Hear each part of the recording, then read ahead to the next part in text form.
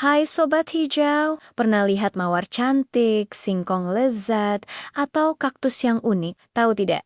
Kita bisa loh menanam semua itu tanpa biji. Penasaran? Hari ini, Kak Tani akan ajak kalian semua berpetualang seru di dunia setek. Yuk, kita mulai petualangan setek, menanam tanaman tanpa biji.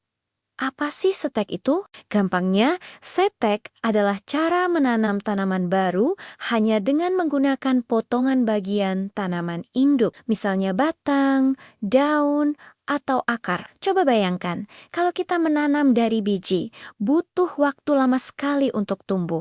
Tapi dengan setek, prosesnya jauh lebih cepat. Batang yang kita tanam bisa langsung tumbuh akar dan tunas baru. Jadi kita bisa lebih cepat punya tanaman baru yang sama persis seperti induknya. Keren kan? Nah, sebelum kita memotong, ada rahasia penting yang harus kita tahu. Coba perhatikan batang tanaman ini. Lihat, ada bagian yang sedikit menonjol. Ini namanya ruas atau node. Disinilah tempat ajaib di mana akar dan tunas baru akan muncul. Jadi, pastikan saat memotong nanti, bagian ini ikut terbawa ya. Ini adalah kunci keberhasilan setek kita. Oke, sekarang waktunya praktek. Sudah siap jadi petani cilik? Ayo siapkan dulu alat dan bahannya. Pertama, kita butuh gunting stek atau pisau yang tajam dan bersih.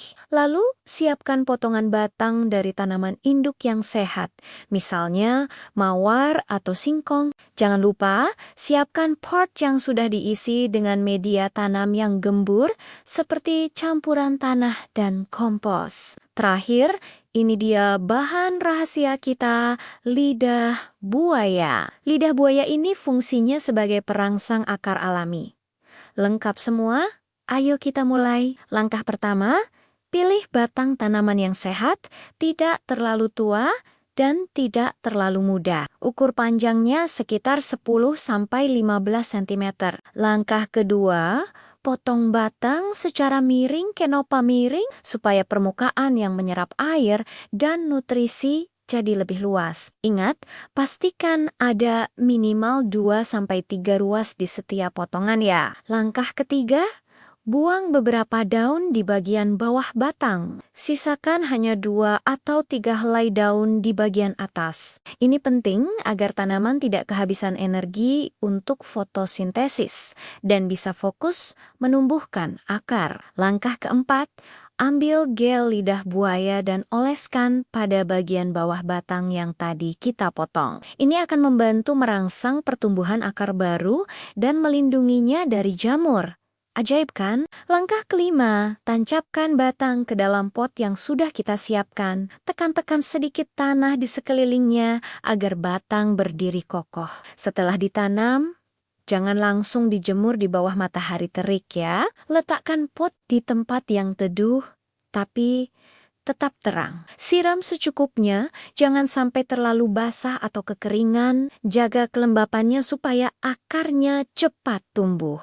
Sekarang, bagian yang paling seru, menunggu. Dalam beberapa minggu, kalau kita intip ke dalam tanah, kita akan lihat akar-akar putih kecil mulai muncul. Lalu, di bagian atas cunis-cunes baru akan tumbuh dan mekar menjadi daun-daun segar. Pop, tanaman baru kita sudah lahir. Gimana? Gampang kan? Ingat 4 poin penting ini. Pilih batang yang sehat, potong miring di bawah ruas, kurangi daun, dan gunakan perangsang akar alami. Dengan begitu, kalian pasti berhasil. Sekarang waktunya kuis singkat. Bagian batang tempat tumbuhnya akar dan tunas baru disebut apa hayo? Ya, betul sekali. Ruas atau node. Hebat! Terima kasih ya sudah ikut berpetualang bersama Kak Tani hari ini. Selamat mencoba di rumah. Dan jangan lupa ajak ayah atau ibu untuk berkebun bersama. Sampai jumpa di petualangan berikutnya. Jangan lupa like, comment, dan subscribe ya. Dadah!